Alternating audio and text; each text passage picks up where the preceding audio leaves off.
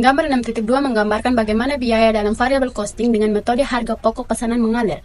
Gambar ini intinya biaya bahan baku, tenaga kerja langsung, dan BOP variabel dibebankan kepada produk yang masih dalam proses produksi atau barang dalam proses.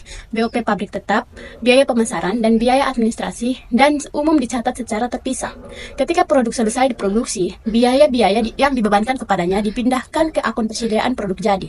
Saat produk dijual, biaya produksi tersebut dipindahkan ke akun harga pokok penjualan. Selisih antara pendapatan penjualan dan harga pokok penjualan menentukan laba atau rugi. Dari gambar 6.3 menunjukkan bahwa biaya awal yang sudah dikeluarkan untuk pesanan 101, 102, dan 103 pada awal Januari. Biaya ini meliputi biaya bahan baku, tenaga kerja langsung, dan BOP variabel. Data dalam gambar ini digunakan untuk menghitung total biaya produksi setiap pesanan setelah menambahkan biaya tambahan yang dikeluarkan selama bulan Januari.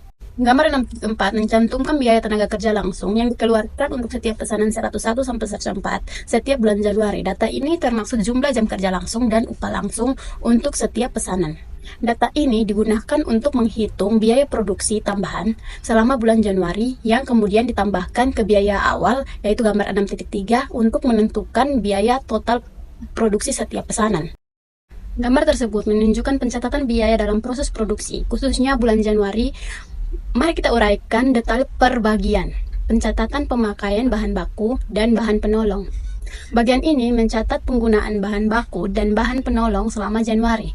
Tercatat pemakaian bahan baku sebesar 240.000 dan bahan penolong 25.000. Ini dicatat sebagai jurnal sebagai penambahan ke barang dalam proses dikurangi biaya bahan baku dan persediaan bahan. Yang kedua, pencatatan biaya tenaga kerja langsung. Ini mencatat biaya tenaga kerja langsung yang dikeluarkan bulan Januari. Ini termaksud biaya kerja langsung 260.000, BOP 50.000, biaya pemasaran 125.000, administrasi umum 140.000. Jadi total tenaga kerja langsung yang dicatat adalah 575.000. Berikut pencatatan pembebanan BOP variabel kepada produk. Perusahaan menggunakan metode jam kerja, di mana biaya dihitung berdasarkan jumlah jam kerja yang digunakan untuk setiap pesanan. Tarifnya adalah 500 per jam. Misalnya yang 101 memerlukan 75 jam kerja, sehingga BOP yang dibebankan adalah 75 jam kali 500 per jam, sama dengan 37.500. Total BOP yang dibebankan kepada keempat pesanan adalah 130.000 dan dicatat dalam jurnal sebagai penambahan ke akun barang dalam proses dikurangi BOP variabel. Selanjutnya, biaya overhead pabrik yang sebenarnya bahan penolong dan tenaga kerja tidak langsung juga dicatat secara terpisah.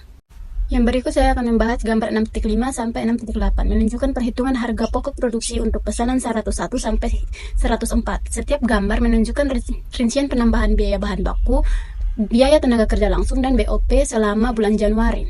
Hasilnya, total harga pokok produksi untuk setiap pesanan di akhir Januari adalah: pesanan 1 adalah 507.500, pesanan 2 360.000, pesanan 3 330.000, pesanan 4 280.000. Gambar-gambar ini merupakan kartu pokok pesanan yang digunakan dalam metode variable costing untuk melacak biaya produksi per pesanan.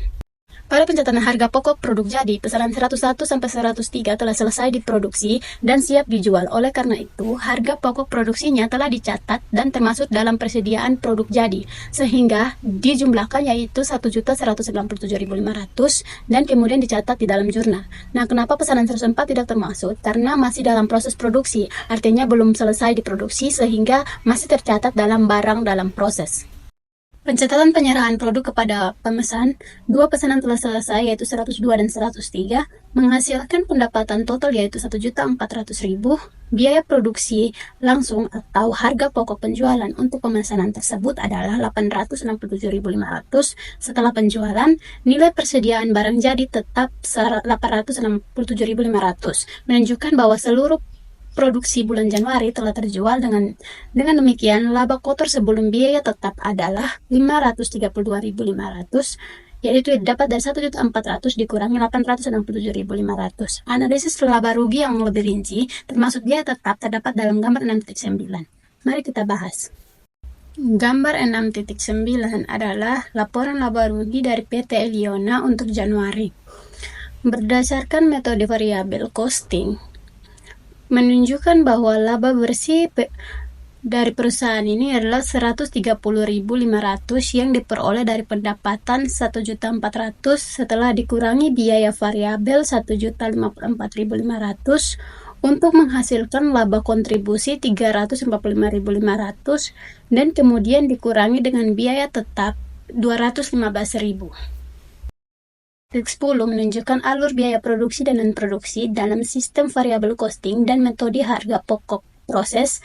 Diagram ini menelusuri bagaimana berbagai biaya variabel dan tetap dari bahan baku, tenaga kerja, BOP, pemasaran, dan administrasi berkontribusi pada harga pokok penjualan dan akhirnya menghasilkan laba atau rugi dengan memperhitungkan persediaan barang dalam proses.